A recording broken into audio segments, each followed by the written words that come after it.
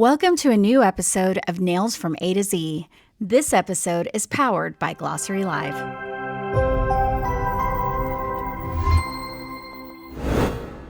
Hi, I'm Alicia Ramondo with GlossaryLive.com. I'm here with Richard Herter, the owner of KUPA Incorporated and the innovator behind the Passport, the Manny Pro Passport. I think everybody kind of knows KUPA. They know the Manny Pro Passport. So I think that is what we've all kind of seen with KUPA, and I don't know that anybody really knows who's behind it. So I felt like everybody needs to get to know you, Richard, a little bit, so we can get like the human story behind the amazing machines, all the colors, all the stuff that KUPA does. We kind of want to get to know you, and you're celebrating 40 years in business this year, and that's huge. There's not very many companies in this industry that have been around as long as not many of us old timers. I know, I feel the same way about myself. But yeah, I mean, I really want to get to know, I really want our audience to get to know you, and I really want to know how all of this started, how you got into the nail industry. Yeah, it's kind of wasn't meant to be, or well, maybe it was meant to be, but I didn't think so. I started out in a machine shop working in early 80s, I believe, and we hit a slow period in the machine shop time, and I got laid off and decided to work temporary, was supposed to be, with my in-laws' beauty supply store that they opened in Simi Valley, California. It was called Capo Beauty Supply, and I worked there for, I don't know, my whole career now, and learned to stock shelves and take orders, and we used to actually go out and visit the salons, go to salon to salon to salon, ask each girl what she needed that week, and write up an order, come back, pack it up, deliver it, and that sort of thing. And then we also did phone orders and then in-store sales, stocking shelves and all that sort of thing. So it was interesting. So you started at kind of ground level in this. Very ground level. Very, very ground level, yes. And did you fall in love with it then, or? Yeah, I mean, it took a little bit, It was a bit of a transition from, being a guy working in a machine shop and dirty from head to toe each day to being clean and, organized. And okay, I have to know this, though. I mean, did you start getting manicures so that you were going in there with perfect nails, or because you were a machine shop guy? So yeah, no, it was pretty bad, yeah. So I had to, at least to get cleaned up a little bit, It was pretty nasty. So you worked with your in-laws' beauty company, and then what was kind of your next step into this industry? Yeah, wound up in getting divorced at the time, and it was just seeing that the industry was starting to take off in the nail industry. And so I decided to ask them if I could buy that portion of the business. Oh, so you divided it? Yeah, so we divided that. They kept the store.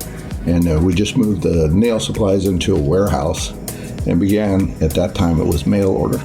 Oh, okay. It was catalog, and the salon delivery. So around that time, how did you feel that the salons were as far as for nail technicians? Because I know back then it was probably very different than it is now, so. Yeah, it was quite different. Salons were kind of evolving at the time. There was still a lot of single nail technicians inside the hair salons, but the majority of them we went to were strictly nails. Oh, okay. Yeah, I mean, they were still... Just one person or multiple? No, there would be 8 to 10. Oh, wow. Yeah, okay. Something like that. And what was the number one service? Manicure. Yeah, just a manicure with polish. Pedicures didn't exist. Right. At the time, it was just a manicure, or they did silk wrap. Yep. Duco cement and tea bags or yes. or actual silk. That was what I started with when really? Yes, Yeah. Silk was the first thing that I glued my fingers to the sofa when I was in nail school trying to figure out how to use it. Yeah, it's pretty funny, right? Yeah. Yeah, we used that, and they had some magic concoction because they use Duco cement and something to do with Revlon super dry top coat. And we used to sell that stuff like crazy. Yeah, it was just nuts. Yeah. And then how long did you stay in that with that company? I was there until we had the Northridge earthquake. Okay. And I had a store in Northridge at the time. The store was pretty well devastated, and we were in an area in Northridge where the shopping mall was. Okay. And the bulldozers came in and pushed everything into the parking lot and built this mountain. Oh, no. Around it. Yeah, and you couldn't even see the store. And I used to buy stuff from KUPA at the time, Robert Upshaw. Okay. And he used to actually come to my supply store, pop open his trunk. There'd be some U-Powers in there. There'd be some brushes, some things like that he'd sell. And I would just buy from him out of his trunk. Yeah, I mean, that was pretty much how he did it. That was pretty interesting. And I think he saw the mess that was going on. He used to come by there, and he kind of took pity on me. And he said, "How would you like to come work for me?" And I'm like, "Oh, yes, please." Yeah, so that's kind of how it started. How long had KUPA been in business before you started with them? Yeah, about 4 or 5 years, something like that. You know, he just got going. Bob had started the business with a partner. His name was Keto Ochi. Okay. And Robert Upshaw. So hence the name KUPA comes from Keto, Upshaw, and Associates. Oh, okay. Okay. You know, a lot of people ask where that name comes from. Yeah. Nothing to do with Mario Brothers. Okay. Yeah, so he started the business then, and they were doing sales to salons, but also to supply houses at the time. We were selling a couple different machines at that point. There was the U-Power UP200, the Bravo G7, which was a bright yellow machine. And then there was another version of the U-Power, which was a white version at the time. And we sold those as well. I have the U-Power 200. Did? Yeah, a lot of people did. To Japan to have that designed for them for the nail industry, because the nail industry didn't have a specifically designed machine for nails. It was all dental. Yeah, using all the dental machines, or they would use like dermal tools, things like that for the hobby. Yep. You know, so he made the first tabletop model that was geared down to be used for nails. So at a safe speed, it only ran at 20,000 RPM, but it had a lot of low-end torque, so it was smoother, and it didn't have as much vibration. Yeah, very little vibration. It was a nice machine, still is. So how did the transition go from you working at KUPA to you owning KUPA? I worked very closely with Bob, who was the owner of the company at the time, and we had a very nice relationship when we talked, you know. But he had a lot of family involved with the company. But for some strange reason, I always felt like at some point, I would own the company. Oh, okay. I don't know why. I had no right to think that, you know, because there's a lot of people in front of me. Right. You know, at this point. And so, I don't know, I just plugged along and enjoyed what I was doing, right? And Bob trusted me to do certain things, and we talked a lot, so I learned a lot from him, you know, at the time. And, you know, age happens, and Bob eventually developed cancer, and it was late stage, you know, and he began to retire, but he couldn't really retire. You know, he was one of those guys, probably like me. Right. It's just going to work till you can't. Right. And so that's what happened. And he passed away about 12 years ago. Okay. Almost 13 now. Yeah. And he left. Before he passed, he gave me half the company. And then his daughter, Kathy, she owned the other half at the time. And we worked together for a period of time. I think Kathy was a little bit older than me at the time, and I think she decided she wanted to retire early. So I was able to purchase the remaining of the company at that time and then begin to operate it the way I felt to operate it. So that's kind of how I got involved with it. And I say that was full ownership was about 13 years ago. Okay. Yeah. So I kind of remember like KUPA being, I remember KUPA being KUPA, but I didn't see it as like, see it as like this big innovator until the passport, the ManiPro passport came out. And then it was just like, kind of jumped out from being like KUPA to being like KUPA, a brand. So how did that all happen? Because I remember even farther back, like with Vicki Peters, everybody knew like Vicki Peters had worked for KUPA, and she would show people how to use an electric file. And back in those days, there wasn't a lot of education on electric files. Like everybody wanted to use one because we knew it was going to be faster and more efficient and make the service go faster, but we didn't have the education. So I feel like in my experience that Vicki really kind of was the first one that really came out and said, hey, let's here's some education on electric files, and it was from KUPA. Yeah, we began talking, Vic and I, years ago. We're at a trade show, of course, and she was looking at the competition. I was too, and he was looking at all of our machines. Almost every tech had one on the table. It's like, what do you think about that? And I'm like, that's pretty amazing, And she says, yeah, we need to do something about this and organize it a little bit better so that people get a better idea how to use this and educate them on how to use the e-file. And she was the only person I knew really, qualified at the time, that I do. And she was pretty well known in the industry. Yes.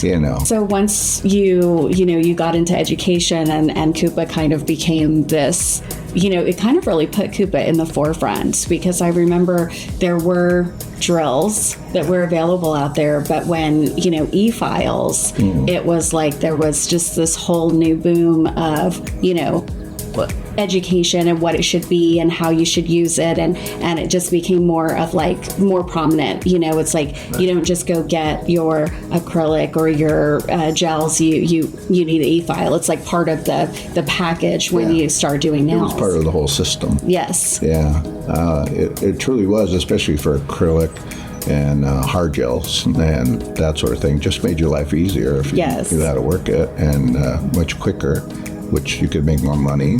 And apparently you could do it safer. And if you just had the education to do so, you could make a lot of money in nails, doing that sort of thing. So how did we evolve from we're learning the electric file, we're putting together this whole association, and then all of a sudden the passport? Yeah. So that came like towards the end of Bob's tenure.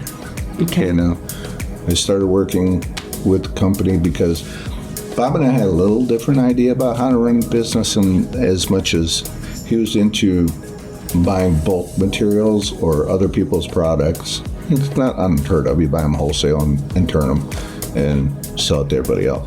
Or more, I wanted to create our own product with our own identity, and I just felt more secure knowing that we owned certain IP or that sort of thing. Right.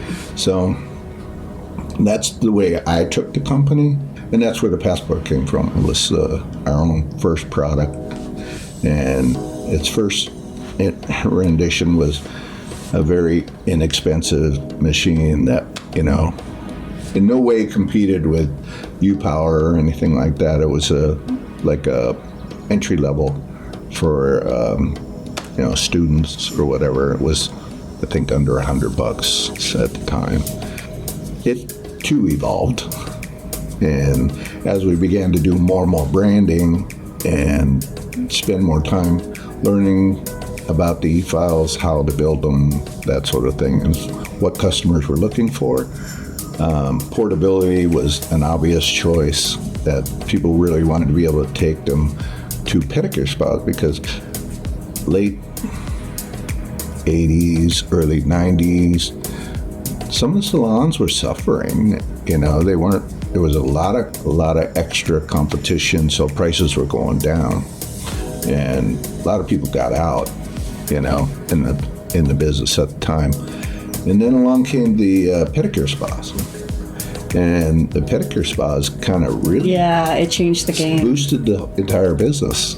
It was like when these started getting in place, people found that this was a nice accessory, to go in, get your pedicure done, get your nails done at the same time. It was just a much more relaxing and comfortable event and special. Passport was based on that idea that you needed to take this to the spa chair, and you could do the toes. You could do a pedicure with it if you want to remove calluses, that sort of thing.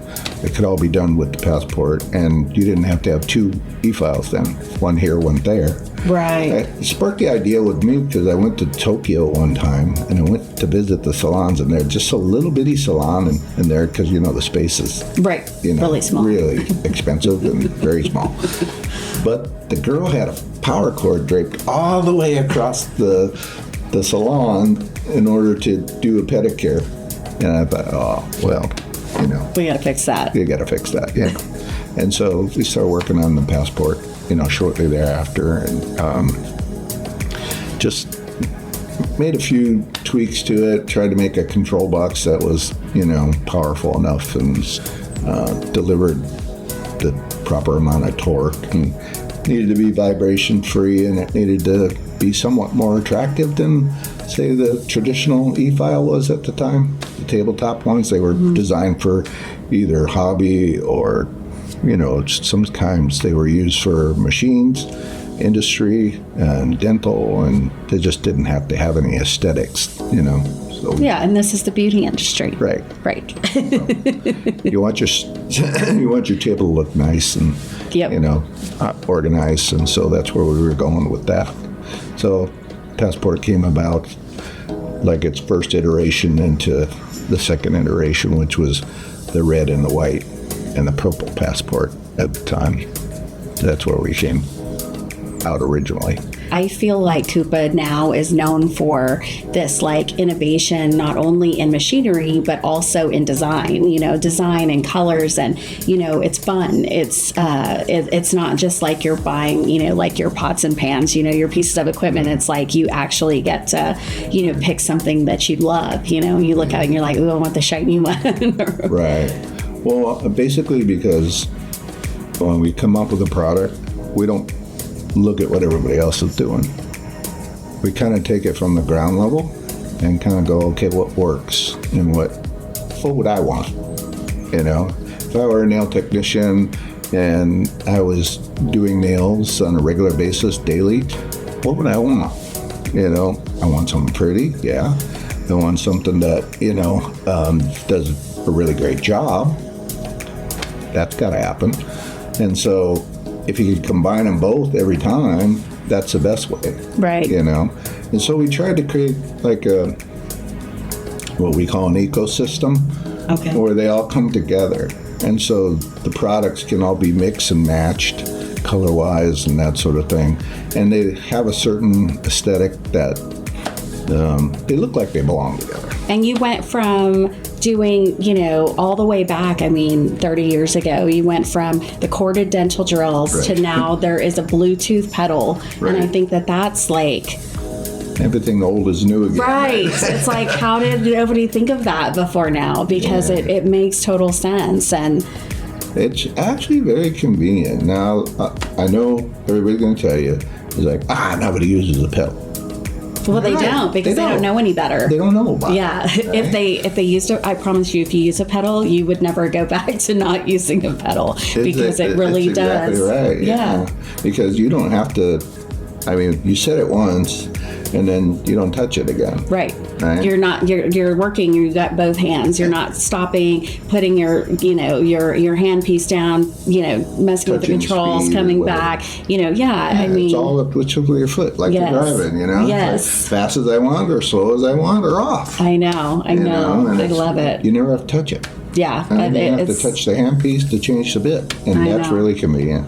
It's definitely a game changer. Yeah, so I mean, if people learn about it and try it, they'll probably never go back. Right. Yeah, and now that it's cordless, it's nice because it's not a bunch of stuff hanging and making a mess on your table. Right? Yeah, it's genius. Seriously, genius. The Bluetooth technology is genius. Yeah, thanks. So what's up your sleeve for? I mean, it looks like the innovation just keeps coming and coming and coming.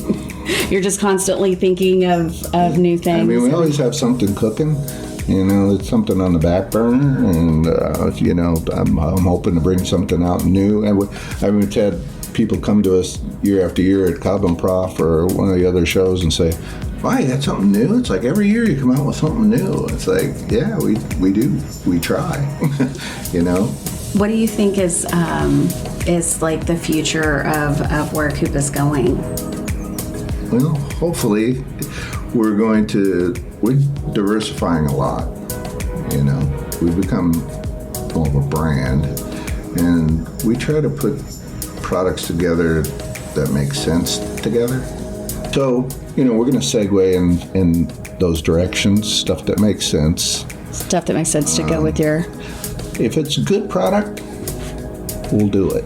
Yeah. If it's not so good, we're never going to be a Me Too kind of guy, because I walked into a million nail supplies and seen, oh my God, the same product over and over and over and over, rebranded Yep. some way or another. And then just like, we don't want to be that company. So what do you think has been has touched your heart so much about this industry that's kept you in it so long? Because we're talking, KUPA celebrating 40 years, but you're kind of also celebrating 40 years around that time, even though you haven't been with KUPA that entire time. What do you think has made it so special to you that you just keep staying in this business? Because I can tell it's a lot more than just a job. This is, a passion. Yeah. No, I enjoy all the aspects of business, but business from a promotional standpoint and, being able to create a vision. What's cool to me, okay, you come up with this little thing in your head, you come up with that'd be great, and then you have a drawing of it, right? And you get sent to the right people, and you get connected with who you need to find out with, and then you get your first article comes back. It's like, wow, here it is in flesh. Right. And then you still don't know, right? So you package it up, and you put some marketing stuff behind it, and you create the lifestyle stuff and the how-to and the social media stuff now and all this kind of thing. And you throw it out there, and you wonder, you think it's great. Right. How are the people going to feel about it? And when it takes off and, everybody's raving about it, it's really fun. Yeah. Right? It's like, yeah, this was in my head. Yes. Not too long ago, it was just a vision, just an idea. It's like having a baby. Right. Kind of. Probably is painful sometimes. I don't know. It just, that's the fun part about it for me. Right. Is just having an idea and turning it into reality. Yeah. And that's the cool part. Well, you're really good at it. Thank you. You're really good at it, and I think that the great thing behind it is you're not afraid to make that happen. And and I think that is the difference between, I guess, succeeding and failing, is that a lot of people don't even try. You got to execute, or it's nothing. Right. So if you don't execute, execution is the whole thing. Right. And somehow or another you got to make it into a reality. And if you do, then you get the pleasure of seeing it come to fruition, right? So just do it. Yeah, do it. But don't think about it. You got to make it happen, become a reality. Take the next step, then the next step, and the next step, and just be persistent. I think that's great advice. It's hard to believe in yourself and trust in yourself to be able to do something like that. But I think that your story and 40 years of success really proves that you can take that idea, bring it to market, and be successful. So thank you for sharing your story, and thank you for joining us and getting to know Richard a little bit more and sharing in all of these amazing products. And I hope that you get to go to a show and go to the KUPA booth. Richard is still at almost every single show. He's still out there showing everybody his amazing, innovative products. And I hope that you'll stop by and say hi. And thank you for stopping by glossarylive.com and watching Life on the Free Edge. And we'll see you next time. For more nail stuff, don't forget to visit glossarylive.com to find inspiration, trends, step-by-steps, and news. It's all about nails.